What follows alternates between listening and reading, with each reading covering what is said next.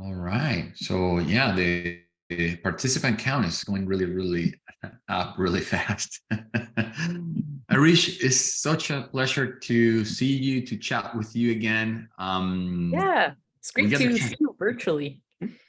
Yeah, but I got the chance to meet Arish in Brighton, and I saw her keynote in it was day one or day two, and It was day one. I thought it was fantastic. It was so fabulous. Like you had in 30 minutes, you took us through the evolution of SEO and through I like your framework about what you liked, learned, hmm hmm longed for. I know I'm missing one, but I thought it was amazing. yeah.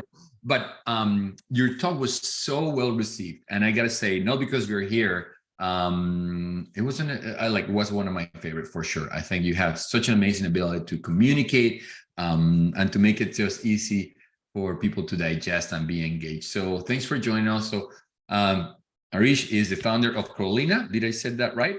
Yeah, perfect. And she's been a decade in SEO, and she's a hmm speaker, and also, last but not least, the founder of Women in Tech SEO, and is a great thriving community that we have personally, well, in our company, Crowd Content, we have been involved and supporting. We think is an amazing initiative. So thanks for being here. We're so Yeah, excited thank you so much to, for having me. And a yeah. massive thank you to you and your company for always like partnering up and sponsoring our initiatives at Women in Tech SEO as well. Like we really appreciate the support.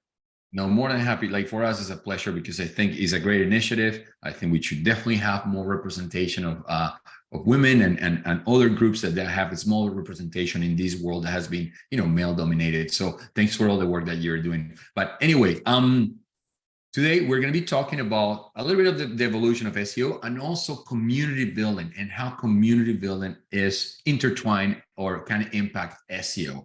So I think we're in for a treat talking to one of the people that has been most influential in community building around SEO.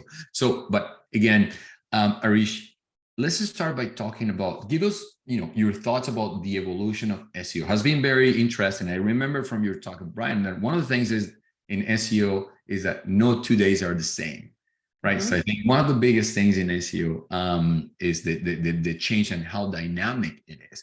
hmm So especially these last few months since ChatGPT took the world by storm, I think things have been changing much faster. But just give us some thoughts of where we're coming from and where do you think we're going? Where do you think we're gonna go with everything that is happening in SEO right now? Yeah, I mean, I've, as you said, like I've been in SEO for the past decade, and it probably the last, I don't know, 5 or 6 months have felt like things have transitioned and changed around a lot more than the last decade. But yeah, I think when I first started out, like things seemed rather fundamental and basic around, making sure that we have like a good tech understanding, making sure that we're driving like quality content. The idea of authority and expertise kind of came around with a big focus maybe in the last 5 or 6 years. But definitely what we can see like in the last 6 months has just been this massive shift on, how our entire ecosystem kind of operates at this point, which is, we were just talking about it right before we went live. Like it's really exciting, right, to like kind of be part of that movement. And I think every time you ask an SEO, well, what do you enjoy the most about being in SEO, or what do you enjoy the most about being in the industry? And the answer is usually, no 2 days are the same, or things are constantly changing, or, there's a lot happening and we're constantly having to learn and adapt. And I think that's a very exciting part, like for us to be kind of like a part of it or to take part. Yeah, no, I totally agree with you that it's such a dynamic industry, and it's funny because sometimes you feel that it's hard to keep up and to catch hmm up with what's going on. And there's so much going on right now, and especially so many news around AI and ChatGPT, all that stuff. But I would love to get your opinion, your thoughts of, what is your take on the new, let's say, way of search, if we can call it that way, but let's say AI power search. How do you think Mm. that's going to impact the work of SEOs, content marketers in general? We'd love to Yeah, response. it's fascinating. I mean, when we saw the the big keynote announcement like a month ago about all the new advancements and what Bard is going to look like and SGEs and so forth. Like as a general user of the internet, I felt very excited by it, right? Because I was like, that's amazing, right? Being able to get all of these answers off the back of something very quickly and not having to kind of dive into one website to the other and so on. So I mean, I am a user, and users are kind of who you prioritize as SEOs at the end of the day. So if this stuff excites users, then what is one way or another that we can kind of ensure that our websites are still being responsive and helpful and serving that type of content directly to our users is something we always have to bear in mind. I mean, for the last 5 years, 10 years, we've always said, we prioritize everything for our users. We're not doing this for search engines. We're doing this purely for our audience and people who actually want to benefit and read this. So how can we always ensure that this is, front in mind with all the new developments that are happening? I think specifically, with SGEs and how they're currently looking in terms of, I know a lot of people have kind of been testing what some of these responses look like and so forth. And there's a lot of pressure on search engines to ensure that they are actually linking out and giving credit where credit is due to, authors or websites or so forth that are that they are generating this content from. And that's something that is very much still in the beta type of version, right? Like it's very, very new. It's a new shiny tool, but we don't quite know like what the end result would look like yet. And there's a lot of reiterations happening. So even with when OpenAI was initially integrated within Bing, and everyone was like, oh, this is looking much, much better than Bard, like the first few times when people were doing these comparisons. But a lot of SEOs were really happy because it was right away, it caught on within, I think, a few weeks of it launching. It started giving credits and it started actually linking out to the websites that it's referring some of this data to. And generally as readers, we want to make sure that some of this stuff is backed up by data. Like that's just how normally it is. So I think, when it comes to citations and links and so forth, this is something that we will continue to see develop and improve over time with the improvements of some of these tools. But, at the end of the day, a lot of this stuff is very informational, I would say. So a lot of what you would use ChatGPT or Bard for or so forth is very, very informational and very detailed.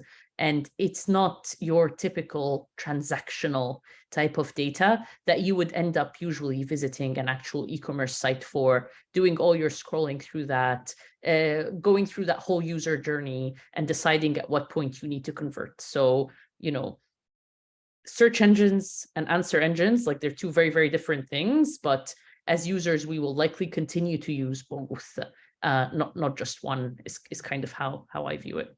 Yeah, so you think they will probably use both in parallel? So one for answers and one for to search maybe for other types of intent. So with that in mind, what are you telling your clients that want to adjust? Like how should we adjust, how businesses should adjust to this new reality? Yeah, I mean, the very interesting thing, with a lot of my current clients, for example, the focus still seems to be the same around, let's ensure that your foundational technical needs are met, right? Let's ensure that Google can actually crawl and index your site. And let's ensure that you have useful, helpful, high authority content in there. And let's make sure that you're actually being, cited and linked by high authority. So it feels like the fundamentals themselves are the same when it comes to your technical and your on page and your off page. I don't see that changing anytime soon, but probably what will happen in addition to that is how to start serving content for that new type of intent, which is, we want fast, informational, extremely long tail type of content to be served to us. Like, how can we start building that type of content and ensuring that it is formatted in a way and it is easily visible and it can be easily linked to by, through some of these new ways that we're seeing those answer engines, explore into. Okay. And on the technical side, do you think the weight of importance will increase or decrease? Because and I just taken one data point, and I think was a Twitter post from Google directly saying that they might now look for these diamonds that are hidden, maybe in a forum, maybe in a little website that is not very known. But what I'm taking from that is that they might not put as much importance to the technical side and more to really the content. But that's just my interpretation of that particular tweet. But what are your thoughts around the role of technical SEO going forward? Yeah, so it's all about the type of website that you're working on, right? If you're working on like a marketplace or an aggregator site that has tens and hundreds of millions of pages, and so you know for a fact that one of your main issues and main blockers is going to be around crawlability and indexability and how some of this stuff is served and what rules you need to put in place and so on. If you're working on one of these types of websites, technical will continue to be a priority because it's kind of like the bread and butter of what actually ends up being seen and what actually ends up being indexed. But if you're working on, any other type of website, like your typical kind of thousands or, a million top type of website, those websites like Google is so advanced, now in terms of how easily they can absorb and crawl and index a lot of that information. Technical no longer becomes such a burden or a big deal. And so then it's more all about like the content and how we're serving it and, all the product enhancements that we have on top of that and so on. I think another thing also to bear in mind is just how far different CMSs have come like across the past decade and how a lot of tools and CMSs and websites are now built in a way where they have a lot of that technical foundation baked in already. So it's not like it used to be before where you have a lot of legacy code and we build a lot of websites absolutely custom made from scratch and so on. When you think, for example, of the majority of e-commerce site now simply just being served on Shopify and how a lot of them have the same technical, foundation backend to them, it's at that point where like Google's not going to differentiate between you and all the other million Shopify type of websites, for example. Yeah. So what you're saying is that now it's easier to have your technical SEO in order, or at least from a decent starting point than before, right? Yes. So, okay, it's not such a burden to really, how I see it is like the technical SEO is table stakes. You need to have a strong technical SEO, decent technical SEO to just as a good starting point. That's not going to make you rank necessarily. You can have the best technical SEO in the world, but if you really need, the technical SEO, the content, and the links to be able to rank well. Okay. So why don't we switch gears a little bit into community, because that's really, I think, the meat of this talk. And again, you're a big figure or a big thought leader into the topic of community building. So tell us about, what is the importance of community building in the digital age? What does that mean for you?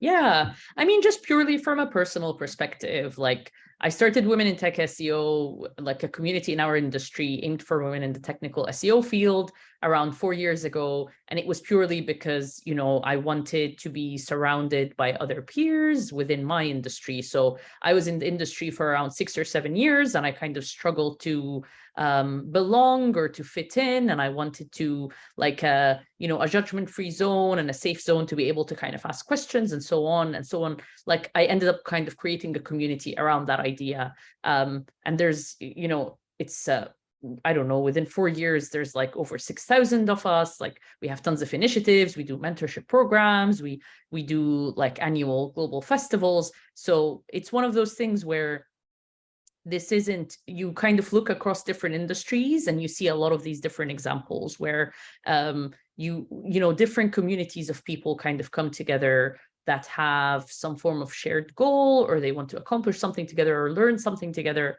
And you just see it scattered across a lot of different industries. And that's just something that's, I think, because of the way we are easily connected now on a global level, and specifically with the big transition of how people work, a lot of it off the back of the pandemic as well, it's become very, very easy to connect with a lot of people on a global level using tons of different tools, right? Like exactly like what we're doing here right now as well. Yeah. So I want to double click or dig a little bit deeper on what you said that you just didn't feel like you belong. You wanted a place where you wanted to belong, right? Like what was that going through your mind when you started and you said, look, I need to do something because what was that frustration like? What were the, kind of those roadblocks that you were finding that probably a lot of people are finding themselves? People in our audience might say, you know what, I'm seeing the same, or maybe they have gone through that. But I just want to kind of understand what was going through your head, or what was your the situation you were in. Mm, That you really got that itch that that you needed yeah. to start a community. Yeah, I mean, from my end, I was very focused on the technical SEO side of things. And so when you go to your typical conference that has different, SEO or marketing topics, the technical SEO room tend to be very, very male dominated. And so when you don't feel represented in the niche or the kind of work that you do, it just brings you down and you're no longer sure, oh, is this the industry I want to continue being in, or do I potentially want to do something different? But then usually the answer is you simply haven't found your people, or you haven't found a place where you feel represented. And so what people tend to do at that point is one of two things. They either go and try to search and find, if that group exists, or they just go ahead and kind of start their own thing, which is what I did at that point. So I think a big struggle was, specifically when it comes to technical SEO, there's this overwhelming feeling of, oh, do I go ahead and ask that question out loud on LinkedIn or Twitter, for example? Or would people be like, whoa, like, you're supposed to be a tech SEO. How do you not know this? And then there's this idea of, there is no such thing as like a stupid or a silly question. Like I see, like Jamie Indigo comes to mind. I see her doing that all the time on Twitter, where she would tag like John Mueller and go like, no such thing as a silly question. And then she asks her question, and her questions are so smart. But yeah, it's just one of those things about like, being in a safe area where you are comfortable to ask and to learn and to share things with one another. That's amazing. I totally understand and hear where you're coming from. Just that place to belong, that you feel safe, like it's a safest space, people like-minded with similar goals that you want to ask questions, and they're like, I don't think they're ever silly questions. But on that note, so why do you think the technical SEO was such a male-dominated field, and is it still the case? And where do you think that's going to go?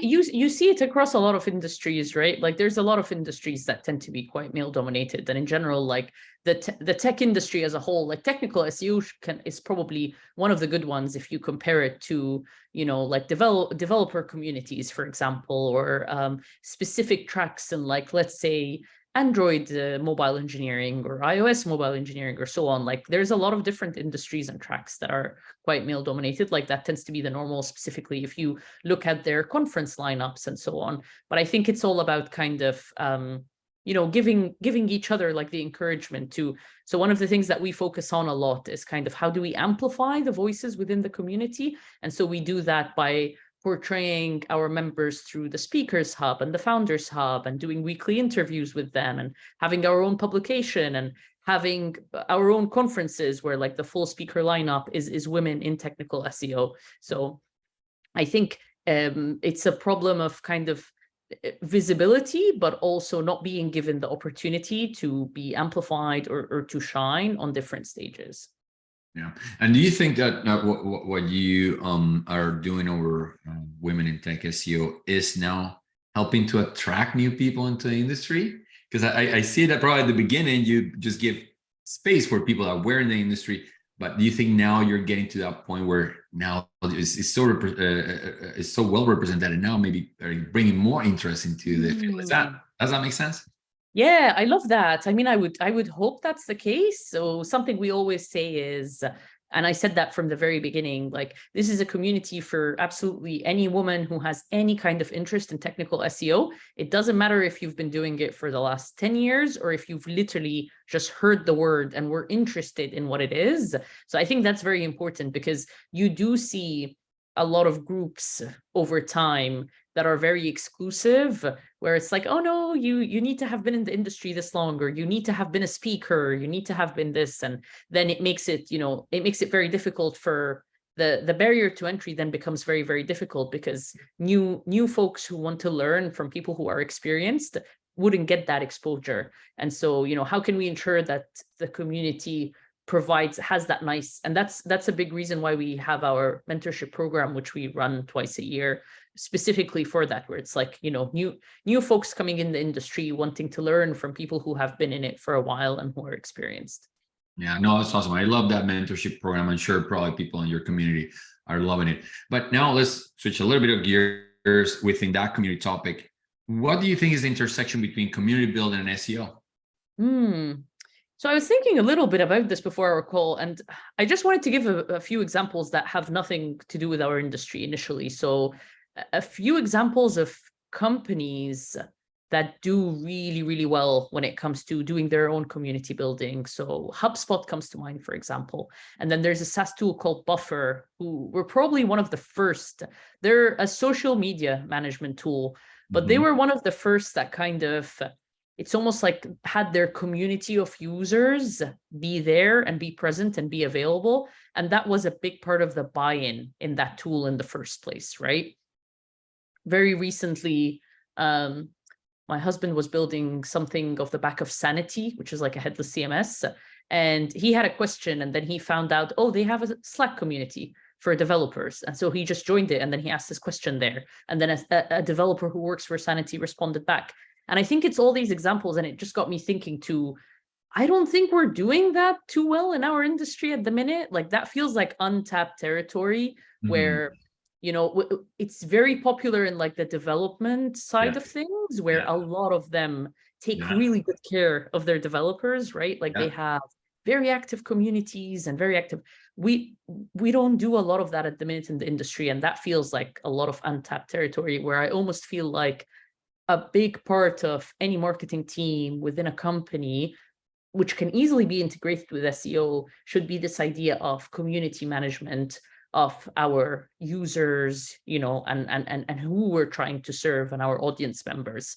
Because when you think of what might potentially come out of that in the back of user-generated content and reviews and, words that are directly coming out of the mouth of your own users, like that's massive, right? Like that's what we talk about all the time in SEO. So yeah, so huge opportunity. I totally agree with you. Probably are not tapping into that in a programmatic way. So what would be your advice or your recommendation for somebody that says, okay, I want to tap into that, I want to leverage that community building to maybe turbocharge or to complement my SEO or marketing strategy? What would be your recommendation on that? I think my recommendation would initially be to start small. So for example, go for a select number of some of your most retained active users, for example, and kind of start a small community off the back of that.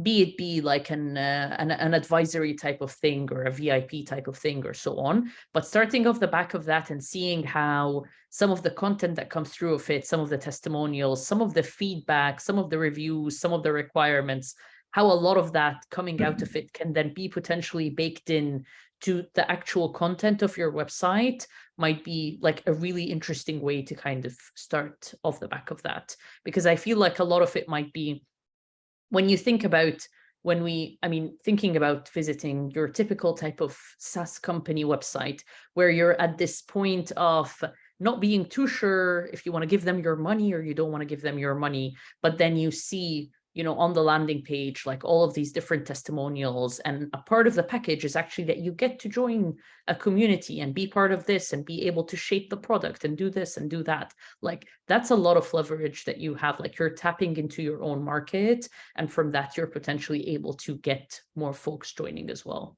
Yeah, no, that makes a lot of sense. I really like that making it a feature. If you're a tech, that actually gave me an idea for our business. Like, there you go. Oh, we have a forum for freelancers, and it's a great community. So it's great for that. But I don't think we're leveraging that on our client side.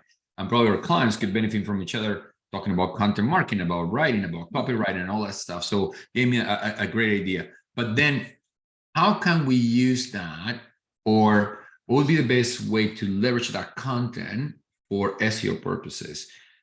It seems that Google will give a little bit more relevance and is in the search, because I think that's more genuine, like non-marketed sales oriented content. It's just user generated content, so you can generate more trust. People will social proof, all that stuff.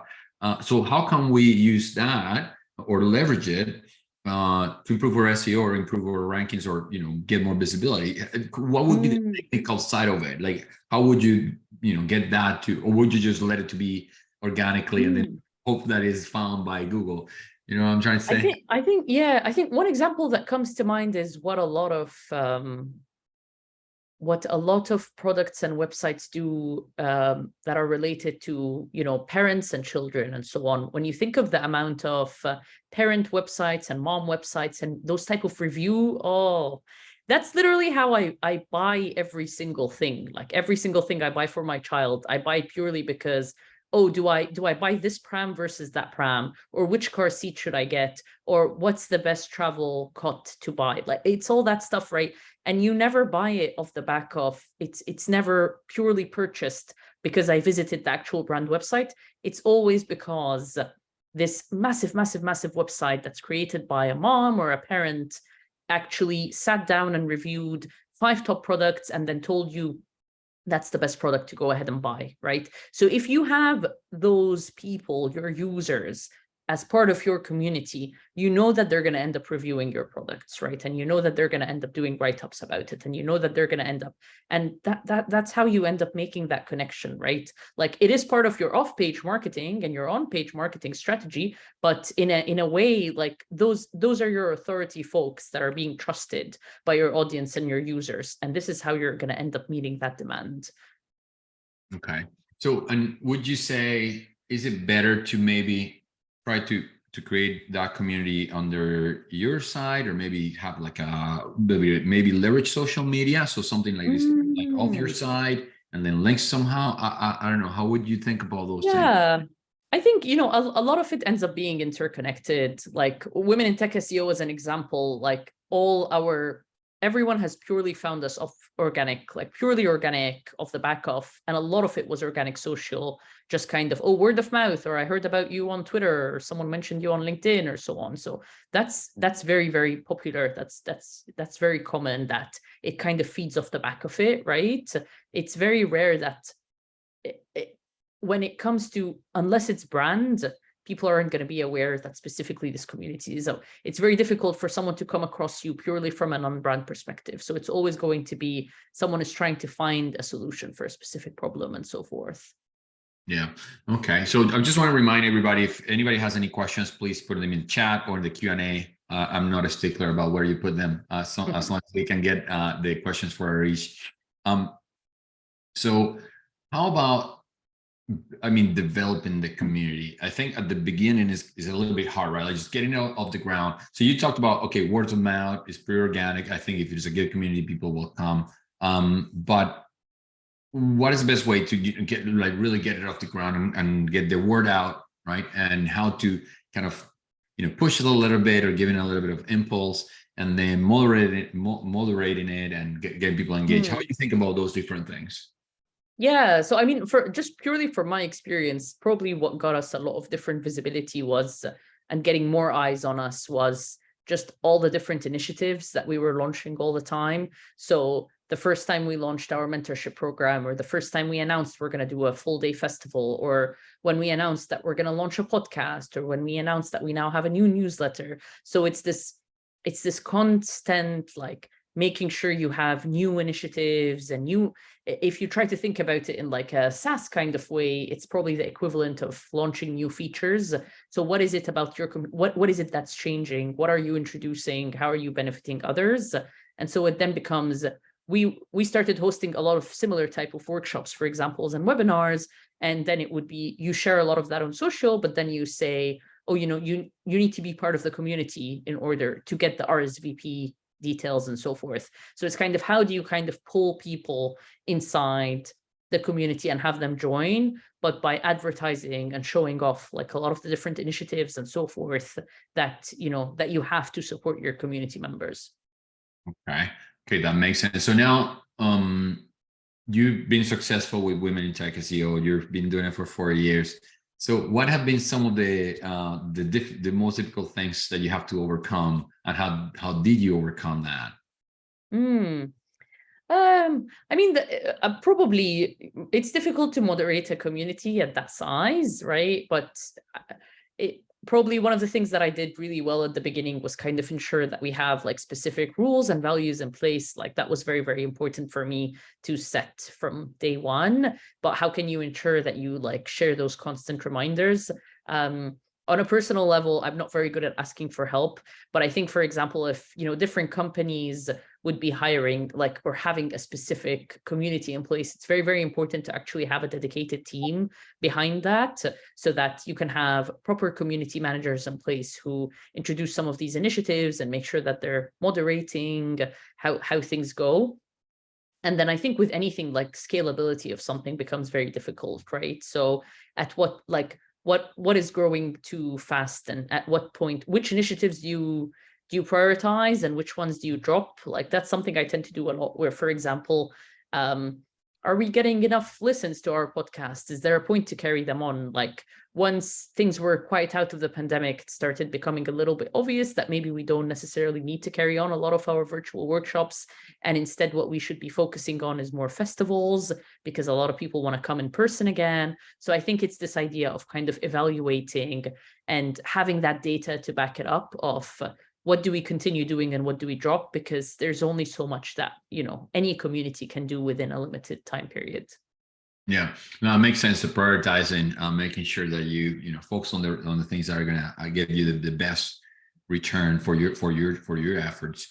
In terms of moderating, I think this is interesting because sometimes, unfortunately, certain places, certain communities can become a hate fest or a fight fest. So how do you manage that? Have you have to kick anybody out of the community? I have very rarely, but I have. I think, in general, like we have such an awesome community of brilliant women. So it's very, very rare that I actually have to intervene. But yeah, you know what, every now and then, like that, I think a rule I introduced a few months down the line was that respect everyone outside the community. So because it's one of those things where you think because you're in a closed Slack group, you can, for example, share a screenshot of a tweet or someone of someone who's not inside the group. But that for me was an immediate no, we're not allowed to do that, because you never know who works with who or so on, but we need to treat those outside the community with the same respect and values that we treat those inside. And I put the same rule also around doing the same with different companies, agencies, and tool providers. And again, that was very important because anyone could be working with anyone, and we're here to help support and amplify one another. We're not here to kind of like share any of these issues or so forth. And putting that rule in place actually was a big turning point for us, because I rarely ever have to intervene now, because this is a very well-known, this isn't the space or the place to do that. Mm-hmm. So I think on your community, because the purpose is it's a really good purpose, like given a space for women in tech and that safe space. But how a company that has like a very clear purpose in mind of just really selling or growing and really be genuine and just not fall into that you know what I mean? Like the purpose of creating a community is just giving people space to share ideas and have that safe space. But how can a company just try to stay objective and unbiased and to moderate the community without being too salesy to push it? Yeah, that's such a good question. And I think it's always going to be a difficult balance to achieve, but I think it's all about having a mix of both. People know that they're part of a community that's related to the specific company or SaaS tool or so on. So they're also here to learn, right? So they're also here to kind of understand a little bit about how to utilize that and use it. So how can we serve our members a mix of both? So how can we make sure we have certain channels or certain areas that kind of focus on us and what we do and the new features and how we want to involve our members? But then also, how do we kind of make sure that the other half of the group is more about learnings around those topics and them connecting with one another and kind of looking into other options and so on. It's, you know, it's this balance where you need a really, really good, strong community manager to make sure that you're kind of hitting both. But again, HubSpot come to mind. We were, I think it was last year's Inbound conference that they have, which is like their massive annual conference. And they, you know, they had a group, but that's because they hire a lot of internal community managers, and they had a group specifically of everyone who was attending it, you know, whether you're a HubSpot user or not. And it was this nice kind of like social type of gathering that you do online before you even go to the conference. And I thought that was a really like cool idea. I'm not even a user myself, but it was like, you know, you get to, but then at the same time, you're exposed to these other channels as well that are more about the actual tool and what it does and so forth. So how do you have that mix, right? So that you kind of, you're not being too salesy, but at the same time, you're kind of putting your stamp on, yeah, no, this is still our community and this is still what we're doing here. Okay. Yeah, no, that makes sense. So we have a question from Arlene Fenstermaker. I'm sorry, Arlene, if I'm butchering your last name, but she's asking, where would a festival be? What are the locations? So I think we're talking about the festivals that you Yeah, so specifically for Women in Tech SEO, we've had our London one for the last 4 years, which is amazing. And we're doing our first US one this September. So that's going to be in Philadelphia. Yeah, and we just announced Berlin for the first time ever. So we're going to do Berlin next year as well. But we kind of go where our most active community members are, to be honest. Like they kind of, and I think that's also another good example. It's almost like the community members dictate where we should go. So we have UK and US have always had our most active members, but then more recently, I started noticing that we had a lot of active community members, specifically from Germany, to the extent where they started doing their own local meetups in Berlin. And so it just gave me this idea of, well, if we go somewhere, we should go to Berlin, like as a way to tell them thank you for being so active, right? So it's kind of like, it's all about having your own community members take the lead on what initiatives need to be in place and so on. Well, yeah, I know that's impressive. It makes a lot of sense that as you start getting critical mass in certain places, just to bring the community there, thank you, and also, you know, to probably attract and grow the community. So what comes to mind right away, and feel free to share as much as you feel comfortable, is like these things are expensive when you get in person, right? They are not cheap. So how do you go about fund, especially because I guess Women in Tech is a non-for-profit, right? Like how do you get to fund these things? Is user pay, or and feel free to share as much as you feel. No, I love this question. I mean, you know, this whole idea of monetizing a community that was off the back of a passion project, like, it's something I love to talk about because I'm also very uncomfortable by it. So I think it's so important to talk about it. But I think from the very, very beginning, like my main rule was I'm never going to charge a community member to be a part of it. So from the get-go, I wanted to ensure that this is a free community for all community members, because this is the only way I can make it inclusive, and this is the only way I can make sure that everyone and anyone who wants to join is able to join. So the part about monetizing it is purely off the back of brands and partners and companies and sponsors. Like that's the only way we're able to make money at the minute, you know, through awesome people like you, who we partner up with. To the whole idea is, well, how can this be a win-win for both of us, right? Like we're this massive community of 6,000 women who are extremely engaged, you know, messaging and talking all the time. So there's a lot in it for brands and companies to come in and tap into this awesome community and collaborate with them and share their resources and share their marketing and so on. So I guess that's also another really good idea when it comes to general community building, right? Maybe not every company necessarily needs to build its own company, but maybe its own community, but maybe what they need to be thinking about instead is how to partner with different communities that have their audience already existing within. Yeah, no, that makes a lot of sense. So bringing people that believe in the cause, like, you know, like again, like Crowd Content, we believe in what you're doing more than anything. And people that are interested in speaking to that audience as well. But I think there's got to be a genuine, I personally believe there's got to be a genuine belief in the cause. not Yeah. just, okay, I really like your audience, I want to just advertise to them. It's more like, I believe what you're doing, and by the way, would love to talk to your audience because probably they can benefit of what we're doing. So I think that's a great way, but it sounds like a lot of work. Yeah, it's a lot. Yeah, it's a lot of work. It's definitely a lot of work.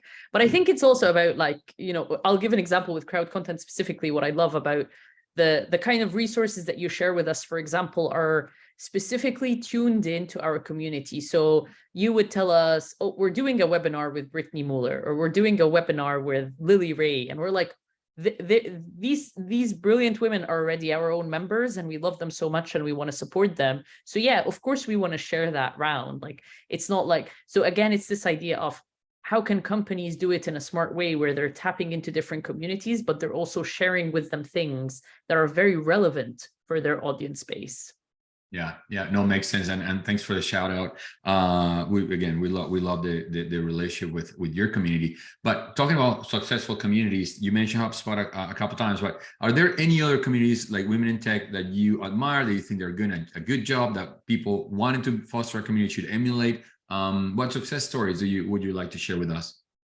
Yeah, I mean, I love FCDC comes to mind. So that's been started by Shima Memji. So that's the Freelance Coalition for Developing Countries. So her community is all about amplifying freelancers who are based in developing countries, and making sure that they have they have the opportunity to be part of and take on roles with different global companies. So I love a lot of the work that she does, because again, it's a free community, and it's only monetized or supported through brands and sponsors. And she also ensures that like we're diversifying some of the conferences that we have, and how to for example, she partners up with Brighton SEO to ensure there's funding for 10 people from the community to come and attend a conference like that, and so on. So I have so much love for the work Shima does, and with the FCDC. And then I think with purely from a company perspective, I mentioned Buffer earlier. They were probably one of the first companies that I noticed doing really good work when it came to community management. And they were one of the very first companies to do things like Twitter chat. They had like their Thursday Twitter chat, and a lot of it was about, amplifying new people in marketing and giving them a way to kind of host. And it was really smart, right? Because they are a social media management platform. And so for them to kind of use social and community, they were one of the first to use Slack inside out when it came to like actually having different channels and inviting a lot of their, customer base or potential customers on there. So that was a really interesting one to see growing as well. Okay. Well, this talk about community has been fascinating and got me just, if I go quiet, because I'm thinking about all the things that we could do and all the things that clients could do to foster, or really just gain more trust from their clients and from their audiences. Yeah. And I think that social proof from having others, like what you mentioned, like you don't make a purchase without looking at their reviews. I personally, if I buy something, anything, I want to look at the reviews, because I think Exactly. I don't really look at the copy and, oh yeah, you have great copy, I'm gonna buy it because you say so. Yeah. Yeah. I want to see what others say. So I think it's a great way to gain trust with your audience. But again, I'm sorry because I jump all over the place, but It's okay. So with all that is going on this year, and you and I were talking before jumping into a webinar, that has been a little bit of a choppy, interesting year with everything that's going up and down with the economic uncertainty, and maybe a little bit of COVID hangover, with marketing budgets kind of being shifted around. So what's your prediction about the market for whatever is left of 2023? What do you think? Do you think things are going to settle down a little bit, or they're going to get even choppier? Yeah, I think it's really, it's definitely, I've spoken to a lot of people specifically on the consultancy, freelance side of things, where I know it's been fairly quiet for a lot of people and for a lot of agencies in general. But I think that's always the case when there's like a massive change happening, specifically here in the UK. Like, we are borderline of a recession at the minute, right? And the cost of living is high and so on. It's very, very normal for people to be slightly wary or worried about what's happening. Like, that's, and off the back of a pandemic and a war, and there's just a lot happening in the world right now. But, it's usually up and down, right? Like, we saw this happen exactly the same around 10 years ago, right? When we had a big economic crisis. So what will probably happen is things will calm down, like come next year or so on. It's interesting to see, the shift and how that's going to look specifically within our industry. But something I did talk a lot about in my recent Brighton SEO talk was purely from it feels like more companies will start investing in SEO, not necessarily at a higher rate or investing more, but more around the number of companies that actually start to take an interest around tapping into organic channels. Because I've seen this with a lot of brands where actually it's a question of, we need to decrease our paid spend. We need to decrease some of the reliance that we have on paid channels, whether that's paid social or whether that's paid media. We need to decrease that. And so we need to then put a little bit more investment or resource or consideration when it comes to organic channels like SEO. So, and I agree with you. I think the dust would settle a little bit when we get a little more certainty where the economy is going. These too shall pass, and things, will come to some kind of normal. But I think there's still a huge untapped market of people that haven't really capitalized on SEO, that don't understand SEO, and you'll be surprised the big companies that I talk to every now and then, and they don't have a clue what they're doing around SEO. So I think there's that shows there's so much potential still for SEO. So I think we're in a great industry, and with that, I wanted just to thank you for your time, Arish. You're so generous, not only for this talk with me, but what you're doing in the community again. So thank you very much for that. So where can people find you? Where should they, find you, find your community? Where's the best way to get in touch with you? My community, Women in Tech SEO, is on womenintechseo.com, and you can find all the different ways that you can join our Slack group, our Facebook group on there, follow us on social media, subscribe to our newsletter, and check out all of our different initiatives. And as for me, I'm on Twitter and I'm on LinkedIn, and I spend far too much time on those than I should. But if anyone has any question about anything community related, like, feel free to get in touch. I love talking about this stuff. Yeah, and if I would highly recommend people to go to Carolina's site, the blog, and download the I think it's open for download your presentation of Brighton SEO. I think it's just fabulous. So anybody that wants to kind of look at the history of SEO over the last decade, I think you did an amazing job and summarizing it. So go to Carolina's website and download it. We'll probably put the links when we have the recording ready. So again, thanks again, Arish. It was a pleasure. Thanks so much for having me. And thank you everybody for attending. Again, I'm Carlos Mesa, CEO of Crowd Content. And if you need any help with content or anything on your copy of your SEO strategy, just feel free to reach out. And yeah, thanks again. Thanks everybody for attending. Thank you. Thank you so much. Thank you. Thanks. Have a great rest of the day. Bye. Bye. Bye.